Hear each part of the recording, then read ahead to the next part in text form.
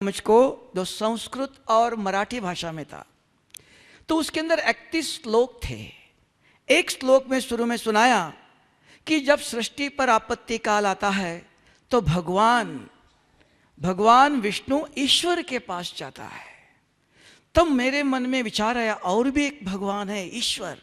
तब तक मैं समझ में पहुंचा था, 9वीं क्लास में पढ़ता था मैं।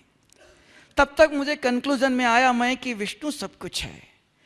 तो ये पढ़ते पढ़ते मैं फिर से पढ़ने लगा और एक दफ़ा अंतिम श्लोक में सुनाया, 31वां श्लोक में, कि ईश्वर कौन है? अनंत है, इन्फिनिट है। तो ये सुनते सुनते मैं कॉलेज के फर्स्ट ईयर में पहुंचा। वहाँ पहुँचने के बाद मैं तो भी रोज मैं गीता सुनता था, गीता पढ़ता था। तो पढ़ते पढ़ते मेरे मन में एक प्रश्न आया जो मैं आपके सामने रखना चाहता हूँ और मुझे आज इसका जवाब भी मिला। तो वो प्रश्न था गीता सुनने के बाद, समय को देखते हुए, कि गीता को मैं सार रूप में लाता हूँ कि अर्जुन के सामने भगवान श्री कृष्ण खड़े थे और अर्जुन को 18 अध्याय ज्ञान सुनाया। ज्ञान सुनाने के बाद अर्जुन ने कहा कि मैं अपने परिवार वालों को मारकर राजा बनूं, मैं भिक्षा मांग के जीऊंगा। बैठ गए। तो भगवान श्री कृष्ण को लगा कि अर्जुन अपने परिवार को देखकर मोहित हो गया है। तो अर्जुन को अलग ले जा करके हर प्रकार से 18 अध्याय ज्ञान सुनाया। फिर भी अंत में युद्ध का समय हो गया। अर्जुन ने कहा, मेरे हाथ कांप रहे हैं, मैं धनुष पकड़ नहीं सकता हूं। तब भगवान श्री कृष्ण ने अर्जुन को एक शब्द बोला, हे अर्जुन, आप मुझे देख नहीं सकते हो, मैं आपको दिव्य दृष्टि देता हूं। ये पढ़ने के बाद मेरे मन में विचार चलने लगे। बहुत दफा पढ़ा, आज भी मैं जब भी सोने जाता हूं गीता की कैसेट भरी हुई है, लगा के सोते सोते नींद आने तक वो सुनते सुनते सोता हूं। और मैंने ये भी सुना, ब्रह्मा कुमारी आश्रम में आने के बाद शुरू में दादा लेखराज भी गीता सामने रख करके अपने परिवार वालों को, बच्चे बहू बेटों को भी गीता पढ़ाता था।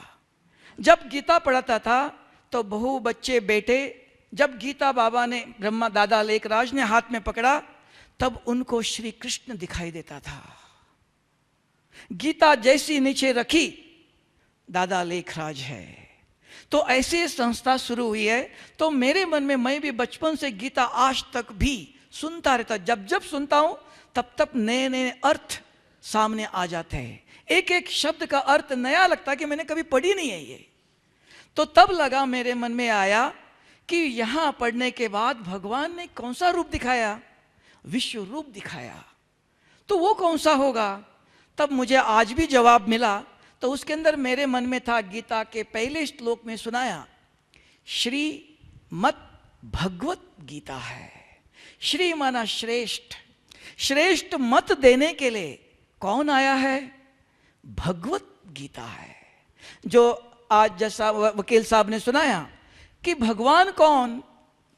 निराकार है। स्वामी जी ने भी कहा, भगवान कौन? निराकार है, अभोक्ता है, अजन्मा है।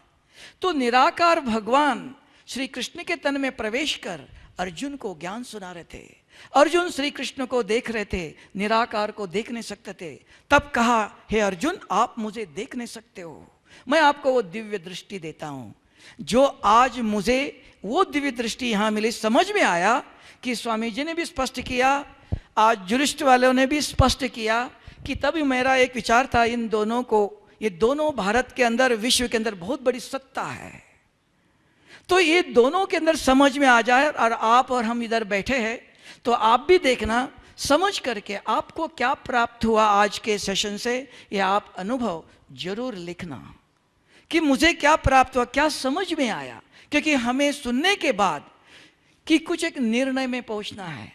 क्योंकि जब सुनने के बाद हमें अपने जीवन में इसको आचरण करेंगे, तब हमारा जीवन श्रेष्ठ होगा। तब स्वामी जी ने कहा, बहुत पोथी पढ़े, बहुत कुछ समझा, अगर आचरण में नहीं आया कोई फायदा नहीं है। तो इसलिए मैंने आज बहुत समय से मैं सोच रहा था, मेरे मन में ये 2 प्रश्न थे, आज मुझे उसका उत्तर भी मिला और आपको भी जरूर मिला होगा। तो आप अपना अनुभव जरूर फीडबैक में लिख के जरूर दीजिए। यहाँ मैं अपने वाणी को विराम करता हूँ कि समय को देखते हुए कि मनुष्य की एक कैपेसिटी है, ताकत है, बहुत कुछ सुनाओ समझ अंदर कुछ घुसेगा नहीं, ओवरफ्लो हो जाएगा। मनुष्य की ताकत है कम से कम आधा घंटा वो श्रवण कर सकता है, ज़्यादा से ज़्यादा खींच करके 45 मिनट्स मनुष्य अपने बुद्धि से जो कुछ सुनते हो पढ़ते हो वो ग्रहण कर सकता है। उसके ऊपर अगर हम कुछ पढ़ते सुनते हैं वो ऊपर से जा रहा है। इसलिए मैं आपका समय, बहुत समय वैल्यूएबल है, उस समय को रिगार्ड रिस्पेक्ट देखते हुए यहाँ मैं समाप्त करता हूँ। ओम शांति। बहुत बहुत धन्यवाद रामनाथ भाई जी, आपने बहुत सुंदर बात कही है कि ये विषय के लिए आपको प्रेरणा मिली। कुछ क्षणों के लिए सभी बैठ जाएंगे, सभी मंच का आदर करते हुए। आपने बहुत अच्छी बात कही कि आपको ये विषय की प्रेरणा आई, और आपके साथ में वो भी उन सब महानुभावों की और हमारे दादियों की और सीनियर भाई बहनों की भी प्रेरणाएं इस सेशन से जुड़ी हुई हैं कि इस विषय को लेकर हम मंच पर जो है चर्चा न करके, चर्चा एक बहुत सुंदर डायलॉग में चली है जो कि अनुभव के आधार पर हम लोगों ने बहुत सारी यूनिवर्सल ट्रुथ्स की बात, गीता की बहुत सुंदर रूप में जो है हमारे बीच में आज आई है। और आपने ये बात बहुत अच्छी बताई कि आपके मन में भी अगर ऐसी कोई बात आ रही हो तो आप अवश्य ही, जो फीडबैक फॉर्म आपको मिले हैं, आप भी अवश्य ही उसे उस फीडबैक फॉर्म में लिखेंगे, जिसमें कि क्योंकि आज का विषय इतना गहरा है, चाहे तो हम इसके और भी सेशंस रखें तो भी ये विषय हमें बहुत कुछ प्रेरणा देता जाएगा, सत्य ज्ञान का हमें परिचय मिलता जाएगा। लेकिन आने वाले सेशंस जो हैं और आने वाले जो इसी प्रकार के हमारे कार्यक्रम होंगे उसमें हम इस बात को लेके और बढ़ सकेंगे। तो इसीलिए ये जो आज का जो विषय था और आज की जो चर्चा थी वो बहुत सुंदर रूप में जो है भावनाओं के रूप में, अनुभवों के रूप में और व्यक्तिगत रंगों के रूप में हमारे पास आई है। तो मैं भी इसी बात को लेकर एक कुछ पंक्तियाँ अंत में, क्योंकि ये अंत नहीं है, मैं ये ज़रूर कहूँगी कि ये शुरुआत है, ये अंत नहीं है। हम ऐसे ही मिलते रहेंगे कि ज़िंदगी उम्र की मोहताज नहीं होती, कि ज़िंदगी उम्र की मोहताज नहीं होती और दोस्ती महज जज्बात नहीं होती। क्योंकि आपने कहा कि दोस्ती की बात सबने कही है, परमात्मा से दोस्ती ऐसे ही नहीं होती है कि ये खाली एक भावनाओं तक नहीं है, कुछ तो ज़रूर सोचा होगा शिव बाबा ने, क्योंकि आप सभी ने इतने प्यार से आज शिव बाबा बोला है। कुछ तो ज़रूर सोचा होगा शिव बाबा ने, वो परमात्मा ने, डिवाइन ने, वरना आपकी व हमारी यूँ मुलाकात न होती, यूँ मुलाकात न होती।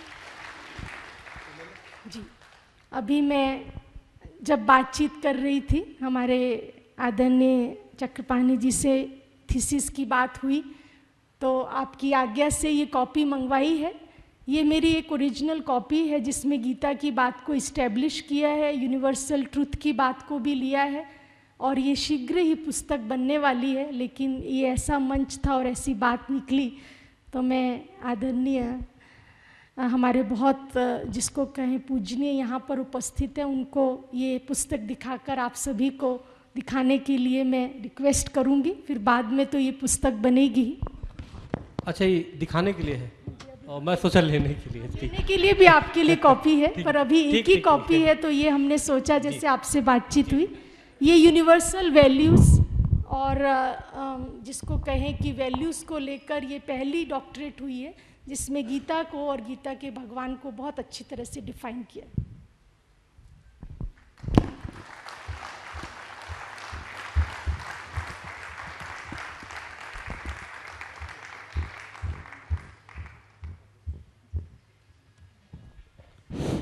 इस ज्ञान रूपी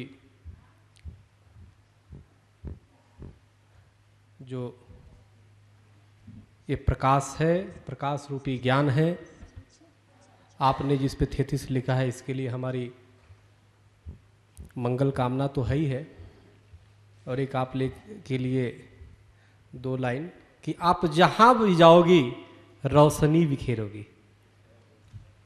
आप जहां भी जाओगी, आपके मतलब सभी ब्रह्म कुमारी बहनें, हमें मत सोचना कि सिर्फ एक ही, आप जहां भी जाओगी, क्योंकि आपने इतनी बढ़िया आपने मेहनत किया है, आप जहां भी जाओगी रोशनी बिखेरोगी, क्योंकि चिरागों की अपनी मकान नहीं होता।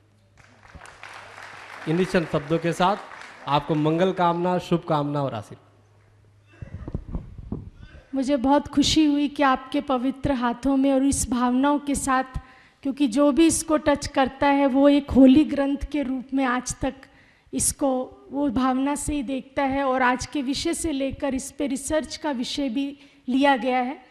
अब मैं आप सभी को अंत में बहुत बहुत धन्यवाद करते हुए एक एक नाम के साथ जो मंच पर बैठे हैं, कि जिन्होंने आज का विषय इतना सरल बना दिया, इतना प्रेरणादायक बना दिया, और बहुत कुछ हम यहाँ से इस मंच से, इस कार्यक्रम से लेकर जा रहे हैं। और फिर से इसकी शुरुआत, जैसे आपने कहा कि रोशनी